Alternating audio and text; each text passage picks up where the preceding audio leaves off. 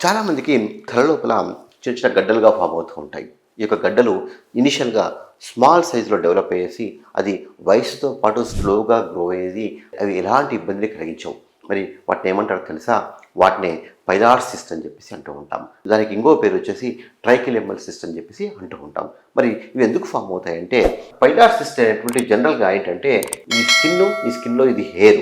ఈ యొక్క హెయిర్‌లో ముఖ్యంగా ఈ యొక్క సెబేషియస్ గ్లాండ్ ప్లస్ ఒక మజిల్ ఉంటుందన్నమాట. ఈ యొక్క మజిల్ యొక్క మధ్య భాగంలో ఉన్నటువంటి యొక్క ఔటర్ రూట్ షెల్స్ అనేటువంటి కొన్ని సెల్స్ ఉంటాయి. ఆ సెల్స్‌లో ఇది ఫార్మ్ అయ్యేటువంటి ఒక సిస్టే పైలార్ సిస్ట్.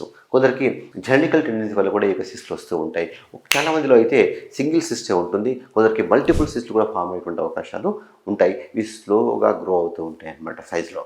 సో ఎలాంటి ఇబ్బంది కలిగించవు. కానీ కొందరిలో ఇవేసి ఏంటంటే అవి పగిలిపోయేసి అక్కడ పుండు పడేస్తుంటుంది. పుండు పడేసి దాని నుంచి ఒక చీజీ మెటీరియల్ బయటకు వస్తూ ఉంటుందన్నమాట. సో అప్పుడు అది ఇన్ఫెక్షన్ వచ్చేసి స్మెల్ కూడా వచ్చేటువంటి అవకాశాలు ఉంటాయన్నమాట. ఎవరికైతే ఈ పైలార్ సిస్ట్ రికగ్నైజ్ చేసుకున్న ఇమ్మీడియట్‌గానే వాటిని సర్జరీ చేసి తీయించుకుంటే మంచిది. అవి చిన్న స్మాల్ సర్జరీ లోకల్ అనస్థీషియా లోపల చేయడం జరుగుతూ ఉంటుంది. సో అవి కూడా మొత్తం కూడా క్లియర్ అయిపోతూ ఉంటుంది.